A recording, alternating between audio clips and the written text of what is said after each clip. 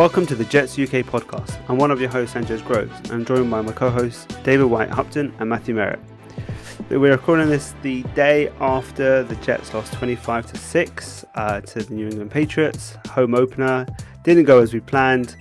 Zach Wilson imploded. But, you know, it's what it is. Matt, we talked about before on the preview, we talked about playing from the start and trying to get off to a good start. That wasn't exactly what we called for, was it? No, and I think it was perhaps a step back because being 13-3 down at half-time despite 3 interceptions, there was still a glimmer of optimism inside me, having seen Zach Wilson come out in the second half against the Panthers and turn it around. But unfortunately, I think we got even less from the offense this week. It just never really got going. Play calling after the first kind of 2 interceptions just kind of hamstrung us.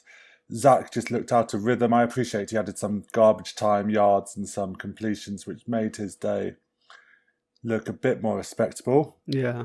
But it just it struggled, and it was painful watching. There were times when he was dropping back and you kind of cross your fingers and hope for the best, which is not the best indictment. No. David, this is the stuff that you were worried about when we drafted him. I mean, that you kind of highlighted that this is stuff he's going to work through, where he's going to try and play hero ball. And it looked from the first row that he was quite, as I said on our group chat, he was quite amped. Like, you know, I think he was quite excited about the whole prospect of starting with the fans there. And then he was playing catch up from that first mistake, trying to kind of get back from the first mistake and trying to like turn things around. And he just kept on digging deeper and digging that hole deeper, didn't he? Yeah, absolutely. I think this is something we highlighted during the draft process, and a lot of people pointed to those 3 interceptions at BYU. And if you watched him play, you knew that he wasn't going to be a 3 interception type player, because that's just not the way he plays football. I think Salah put it best in his press conference last night, where he said it's perfectly fine to play a boring game of football. Mm-hmm. And I think that's what he's telling Zach. And there were many times when Zach had an option and he just chose the wrong receiver to go to. I mean, the second interception was perfectly like highlights his desire to push the ball down the field. Yeah. And at BYU, you can do that. You can do that when you're playing Coastal Carolina. You squeeze those balls in. But people say that's on Corey Davis. I don't necessarily think that is on Corey Davis. I mean, should he have caught it if you're a wide receiver 1? Probably. Yeah. But Zach, he put a lot of mustard on that, and it was high. And Elijah Moore was literally just right there in front of him, 5 yards. He passed that to Elijah Moore. You're not going to get that chunk, but he's going to get the first down. He's going to get the chains moving. Mm-hmm. And I think, the defense were fantastic. And I'm looking forward to talking about the defense a little bit more, because I thought they played a great game. Outside that one Harris run where basically everyone on our defensive side of the ball touched him but couldn't bring him down. But I think that was tiredness and a bit of people fed up and frustration. And Zach looked flustered, and I think you're absolutely right. He was amped. Like you could see it. You could see it in his face. They said he wasn't flustered on the sideline. It might just be a demeanour, but he looked a little bit flustered. I wouldn't say flustered. I think that it was just purely. I don't think it was the same. Like, people compare this ghost game. And I know Carl Van Noy was saying seeing ghosts again, or on Twitter. I was like, oh, very funny dude. But I don't think it was the same thing. I think it was just kind of confused about what he was seeing. He was kind of in that game. I think Zach was. It was just he was seeing the field okay. I just think there was just the throws. And his mechanics were falling apart a little bit when it came to. I think he was just rushing things. He was trying to get the ball there. I think everything was, like I said, from that first throw, he kind of tried to fit it into quite a small window where there's a lot of traffic there. Got popped up, got interception, and then from that point, he's like, "Well, I made that mistake, and I'm trying to like have this really great opening game for the fans and everything." And I think he just, again, he didn't want to take that underneath. He was like, I can make up that interception by this great play to Corey down the sideline instead of taking that option. I don't think it was flustered. I just think he was just playing, trying to play the hero too much and trying to make it up for his previous mistakes. And then, like I said, digging that hole deeper. So, yeah, I mean, I think there was a few moments where he, when it was long distance and we were having to force to throw the ball, where maybe there was a few moments where he was getting a little bit flustered by what happened. But I don't think overall in the game, I don't think it was the same. It doesn't make it any better, and he's got to work on it for sure. But I think he'll go in the film room and hopefully they'll be able to work it out. But I don't know. I think the LaFleur play calling. I think he'll need to learn from some of the stuff that this that this was, some of the decisions that he made. I think that's something to be considered as well, right, Matt? Yeah, I think that one at the end of the second quarter stands out to me when Zach seemed to be finding a little bit of rhythm, and the running game was quite dominant to that point. And we managed to get down to first and goal from about the 8-yard line, 10-0 down. And you're thinking, despite 3 interceptions, despite losing the turnover battle, we look like we can still outgain them, get more first downs and get a bit of momentum behind us. And then it was 3 identical run calls pretty much. There wasn't much variation. There wasn't much disguise. They were just handing off and hoping for a push, which behind the Jets' offensive line is a bold hope. And against a team that are as well drilled as the Patriots, to kind of run straight at them with no real disguise, misdirection, it just felt like they were kind of admitting defeat at that point. And I appreciate that they probably wanted to get points on the board and not risk Zach's confidence any further or take the balls out of his hands and take the decision-making out of his hand. But you're kind of putting him in a worse position by doing that, because there's a huge difference between 10-3, which turned into 13-3 quite quickly, or 10-7 going into that second half. Because if you're down 3 and you're receiving the ball at the start of that second half, you are right in that game. But I think going in 10 points down, it just sent the wrong kind of signal. And even if Zach takes a roll out and throws it out of bounds, the difference between that field goal for Amendola was going to be 2, 3, 4, 5 yards. Yeah. It wasn't really worth it. So I think that play calling, which kind of trickled through into the third and fourth quarters, where there was a lot of 3rd and 8s, uninspired play calling. People like Ryan Griffin, Braxton Berrios getting a lot of targets. I think Berrios leads the team in targets, receptions and yards at the moment, which I don't think anyone saw coming. So it just kind of felt a bit lethargic, and I appreciate that we're dealing with a rookie head coach, a rookie play caller and a rookie quarterback. But you've got to put yourselves in a position to succeed. You can't play with the white flag raised and doing these chip and chunk plays and running into a team like the Patriots, who we know are going to be well drilled. We know are going to be right up at you, and we know are going to make you beat them, even when they're just rushing 4, and then everyone else was dropping back and asking Zach really to beat them when there was no space to be beaten with. Which I think a couple of those sacks in the fourth quarter were those kind of coverage sacks where just no one could get open. And I think we really need to kind of see that be tuned up in a bit. And hopefully the play calling next week can kind of put us in a position to do that. Yeah, I think that the running game that we asked for was working. And I think that we didn't find that balance of trying to help Zach enough, with the play calling to balance with what the running game was doing quite well. I mean, I was pretty impressed with Michael Carter. He's probably the guy that I would like to highlight today in terms of a guy who I thought had a really good game, and always looked good when he was running, got some extra yards that he wasn't expected to get. So, no, pretty happy with that. David, I think we'll wrap up on the offense soon. I know you want to talk about the defense. Do you want any final thoughts before we bury the offensive chat for this week and try and get onto something more positive? I just to shout out really for the offensive line, because I thought they bounced back pretty well yesterday. And, there were a couple of sacks towards the end of the game where everyone and their mums knew we were going to be throwing the football, so they could pin their ears back. It's going to happen, isn't it? Yeah. But I thought overall there's a couple of penalties, a couple of frustrating penalties. I think Van Roten at one point just decided not to block for a while. But I thought Vera Tucker had a good comeback game. I haven't looked at the stats yet. I don't think they're out for how many pressures, but I can't remember Zach being under a massive amount of pressure. And I think Vera Tucker opened up a few lanes in the run game as well. Morgan Moses off the right side, I thought we ran behind him quite nicely.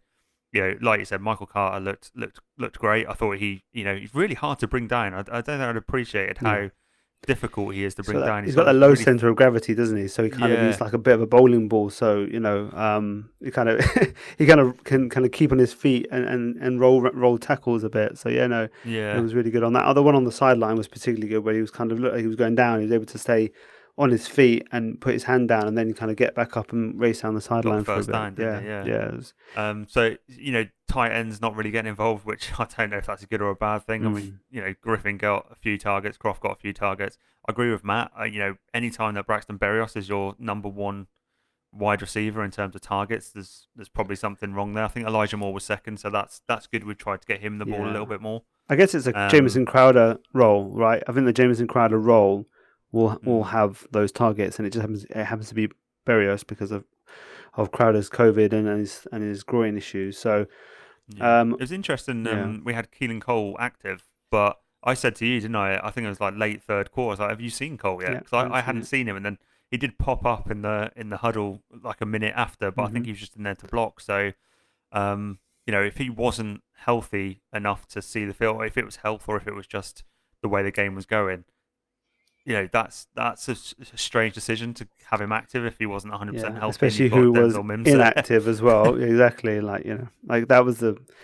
Obviously, we kind of expected it going forward, but once it was confirmed, the Mims is on the inactive list. You're like, really? Okay, like because he's just got the ability. Like if you need to just, if we needed to go for a game and you can lob the ball down, you've got a good shot with him. He's such a good. I don't know.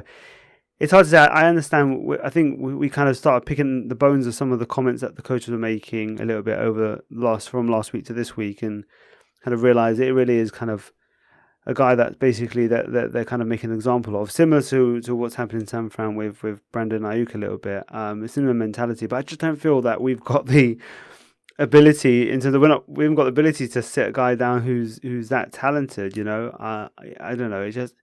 I don't agree with the decision, but because I just feel like he's got a talent, and if you need to have someone there who can make a play when you need a play to be made, especially if we're in the end zone, like that situation when you mentioned, Matt, about the 3 runs, if you got in that situation on that third down, you had Mims out there with Corey Davis, you would have some legitimate options for red zone success where Zach could throw one where only Mims would get it, and if he didn't get it, it would go out and then you would kick a field goal anyway. So it kind of those things that you're allowed to, he allows you to do with his ability, and I think you're just missing that without him there. So I think look at the fourth interception. That's kind of a perfect example. Jack just kind of threw up. I don't know what he saw. I don't think anyone knows what he saw. It was to Elijah as well. It wasn't even to Corey. It was a jump ball to Elijah. So that's likely back not shoulder. going to end that well. It was back shoulder as well, wasn't it? Kind of. It was like you kind of. Well, it was back shoulder to the safety. Yeah, I mean, but I think again we'd have to see. But it was kind of he threw it behind him as if it was like a back shoulder situation, but it was just not. It didn't have enough on it. It was not a good throw, but a Mims situation might get more. He may be able to be out muscle, at least maybe not allow it to be an interception at the very least. I don't know. We're going to be fighting with the arguing with the coaching staff probably all year around this situation, but they see it. They see a guy that's maybe not working hard enough, who's probably got a bad attitude in some respects, and at some point maybe they think you've got to make an example so that if you really are going to maximize this guy's ability, you've got to not just let him act this way and then give him a place on the team when someone like Jeff Smith is working hard even if he's not as talented. So at some point it's frustrating, but you understand maybe long term it's for the best, but in the short term it's not good. But anyway, what's better is the defense. Really impressive performance overall from them. They came to play. They like I said, the fact that we were 3 interceptions down, it was only 10-0 at that point. It's really good. David, who are some of the guys that you thought were worthy of a shout out from the defense? I think pretty much everyone on the defense did relatively well yesterday. I can't remember there being a player where I'm like, oh, he's getting beat or he hasn't performed well. I mean, you look at the box score and Quinnen has only got a tackle to his name, but he seemed to be a little bit more active yesterday than he was in week 1. I thought CJ Mosley had a great game. I thought he looked really good. He looked fast. He ended up with 10 tackles, so he was all over the field. I thought John Franklin Myers again. He's got another sack to his name, so that's 2 and 2 for JFM. Yeah, and it's good to see him taking up a little bit of the slack there. Sheldon Rankins looked pretty good against the run. I thought Bryce Hall looked good again.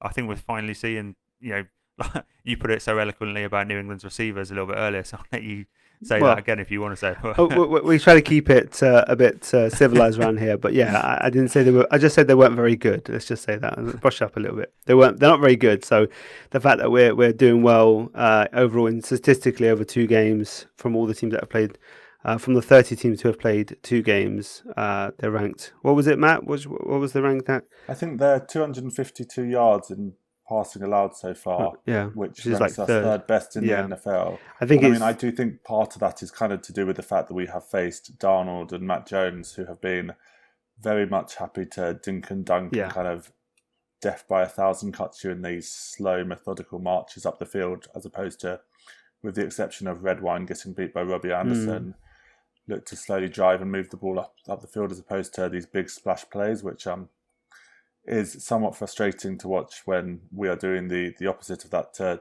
the detriment of the team. Yeah. But I think the corners in particular have stood up. I think Michael Carter, the second, he hits like a freight train when he lines up someone. He's fast, he closes the ground quickly. Mm-hmm. He's very sticky in coverage, and I've been really impressed with him in the slot. I think he's had quite difficult tasks in his first 2 weeks, considering the kind of quarterbacks he's been facing, as just mentioned. And I think the way that he stands his man out, he knows when to kind of press, and especially at the top of the cut, he keeps nice and close, and I think he's been impressive. Yeah, absolutely. I think overall, for whatever you say about these receivers, these are NFL talent, and we had worries about the pedigree of the guys that we were bringing in, and the inexperience there. So they've held up well. They've done their end of the bargain. I think the defense has done their job overall. I think that in a more competitive game, I think they're probably that Damian Harris run doesn't probably happen when they're not kind of deflated the way we were. And I think they probably even keep it even lower. So in my mind, they probably, on average, probably kept, in reality, 2 teams under 20 points. And now it's up to the offense to start making these games more competitive. So simple as that, really. Easier said than done, and they need to fix it up. Going forward, as we look forward, we've got now the Broncos away, which is a very difficult game on the road, going to Mile High against a team who this year looked pretty good. I mean, we knew they got some good players around the talent, but it was all about the QB position, and I think Teddy B's done a good job there. They've got Tennessee as well, coming as well. I think is that a home game? I think the Tennessee game. I believe it is, because we're away to Atlanta, technically, obviously in London. So some hard games. What's the things, David, that you're looking forward that we need to improve? I mean, the obvious is Zach, but what's some kind of constructive things about we can do to kind of improve for next week and the week after? Yeah, I mean, it's one of those games where it does completely rest on the quarterback. Issues like that. No team's going to win if your quarterback's throwing 4 interceptions. So if he keeps doing that, then we could be the best in every other facet. We're still probably not going to win that game. So he does need to do a better job. He just needs to stop playing hero ball. Just take what the defense are giving him. There's a time and a place to push the ball downfield, and I have faith that he will learn to identify when to do that and when to take the check down. I'm just looking for LaFleur just to help him out a little bit. Denver are the kind of team that will get after him. They're going to get after him a lot. I want to see a few screens. I want to see a few quick slants. Like, not every time he drops back does he have to aim 30 yards downfield as his first read. Just give him something nice and easy over the middle and kind of just get him into the game a little bit. Because he's, right now I'm looking at what we've seen the last 2 weeks, and he looks like a rhythm passer. Like he really looks like if he gets going, then he's going to be hard to stop. But if he stutters, he finds it hard to get going. So if we can just get him some easy reads to start off with, some easy completions, just take 5 yards here, 6 yards there, get the run game going. I think we could be competitive. Yeah. Like you say, Denver's a very tough. Against Von Miller and a few. That's not an easy game. Bradley Chubb will be back. I don't know if he was back for yesterday's game. I didn't see the much of the Jags game. I don't know if Bradley Chubb was back, but he's close to being back, and he would probably be playing with on the other side to Von Miller. So that's not great for our offensive line with those 2 guys flying off the edges. I guess the only I looked at the Denver game yesterday. They only had 1 sack on Trevor Lawrence, so they had Von Miller. They didn't. I don't think they had Chubb yesterday. So that's going to be difficult. But if our offensive line can just keep improving, keep working, they looked significantly better yesterday. So that's what you're looking for. If they're, it'll be the second game in a row where hopefully all 5 starters are exactly the same. So another week of practice, just get a little bit of stability. Yeah. I think that's going to take us a long way, because if you keep giving Zach time to throw, I do have confidence in him that he will start hitting his targets. If we can get him in that rhythm. But defense needs to come to play again, though, because Teddy is exactly the same as Sam and exactly the same as Mac Jones. Probably more talented than both of them, but he will take exactly what you give him. Yeah, and it's going to be like Matt put it, death by 1,000 cuts again next week. He's not someone who's going to test us deep. He's not going to be throwing 50, 60-yard passes if they're covered. He will take that 10 yards, that 6 yards, a 7, and it's going to be another exactly the same kind of game. I think resting on the running backs again. So it's a similar opponent, as in a good defense, with a good play caller. Obviously, a very experienced defensive play caller in Fangio. running that defense as the head coach. And then you've got, the offense is pretty similar, in terms of the weapons. I think without Jerry Jeudy there, the profile of the receivers is probably similar. They've got good running backs, decent line. So, it's quite a similar game. And so I guess it's a good chance to kind of, let's see if we can press the reset button on that performance against this type of opponent and see where we can do a little bit better, at least be competitive in this game, and if not, come up with a win, show some positivity as we go through the season, some growth, and especially from this game for Zach. So, I think we're obviously later in the week we're going to get to it. So, is there anything you guys want to say before we head off after this one? I think it's just a quick note on these overreactions that we've seen taken. I was going to say that as well. There are some people are completely out on Zach Wilson after 8 quarters, and I think there's two things there. If you're out on Zach Wilson now because of 8 quarters, I think you were always out on the pick, and I think that's a different thing. But fans who are comparing him to previous quarterbacks, comparing him, calling him a bust, saying that it's not going to work out. I've even seen some people on Twitter saying that if they don't sign Cam now, they're not watching the rest of the season. I think we just all need to kind of calm down, take a deep breath, chill out. Justin Herbert last season against the Bill Belichick defense, which was missing even more players because of opt-outs, he got 0 points in a 45-0 loss. Yeah. Bill Belichick has great defenses. Yeah. And although I don't think he did anything spectacular to confuse Zach, he did what he had to do. Actually, he did what he had to do. No, I think he actually did what... It wasn't like Sam where he sent the pressure and all crazy, with the 0 blitz and stuff that really bamboozled Sam. It was a complete different plan, and it worked just as effectively. He identified that Zach was a guy who had had a penchant for trying to make the big play, and he says, all right, well, we're going to rush forward, we're going to drop 7, we're going to mark up, we're going to do the man, well, we're going to have obviously man coverage, and you're going to try and get those big plays because it's your first game and you're a rookie and you're trying to impress people. Like he identified, you saw how he was breaking him down midweek. He had identified the exact type of player, not just from a physical standpoint, but from even a mentality point of view, and he did the exact thing that and it played into his hands. He said there's a good chance that we're going to get some early interceptions because this guy's going to be forcing the ball down the field, and exactly what happened. So he's a mastermind. Even if it doesn't seem like he did much, I think he did exactly what he needed to do for this quarterback, So, I think the overreactions are way over the top. It's absolutely ridiculous. I'm way more looking at Mac Jones and Zach Wilson. The fact that Zach Wilson, we know what he has the ability, his ceiling. Give me his ceiling. I know this was a bad performance, but Matt Jones, this looks like this is how he is. This is like he's almost at his ceiling right now, and I think he's a very efficient, quality NFL passer. But I think he's going to come unstuck against some of those harder opponents in the playoffs. When the teams have got that more talented QB on the other side of the field. So, Zach's going to have to improve. He's going to have to improve, but I think the ceiling is there. That it excites me more than if I'm looking at this now. The Patriots may be, good short term, but I think, potentially if Zach can maximize some of that potential, we're going to be in a much better position than the Patriots in terms of in the QB position. So, I think the overreactions are a bit silly, and all the QBs are struggling. Look at Trevor Lawrence struggling. Justin Field came on, didn't look great, interception. Like everyone's struggling. Even Joe Burrow, who's still, within his first 16 starts. He struggled as well. So it's just one of those things. I think we just need to chill out. It was bad. It was really bad. But there's things to learn, move on. And I think just take a deep breath and just move on to the next game. David, anything you want to shout out to the listeners? I think just building on that, we knew this season wasn't about winning the Super Bowl.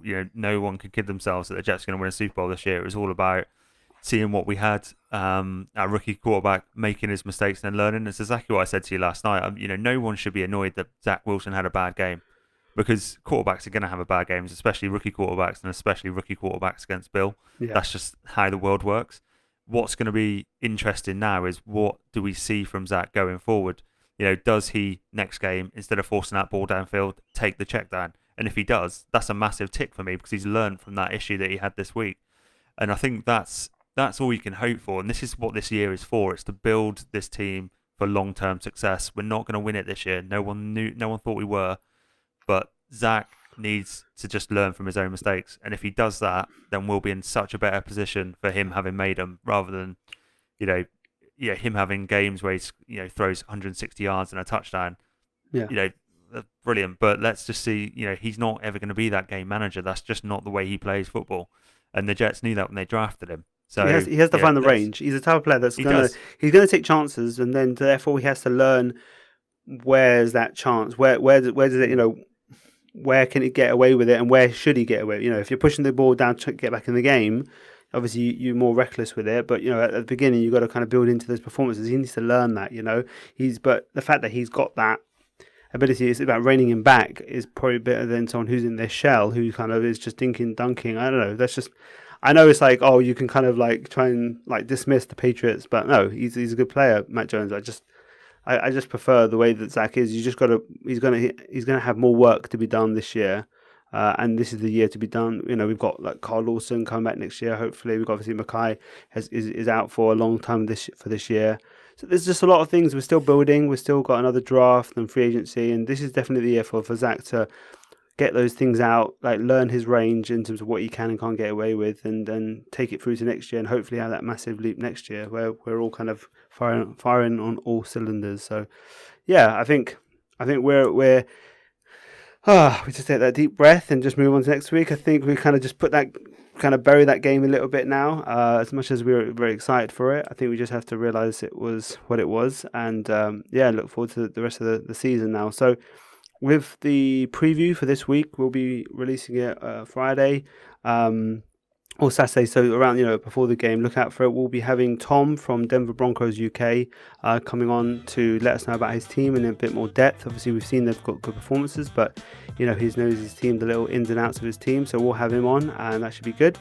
So I think for now we'll leave you. Enjoy your week, recuperate, get ready for next week as we push on to the Denver game. And we'll see you next time.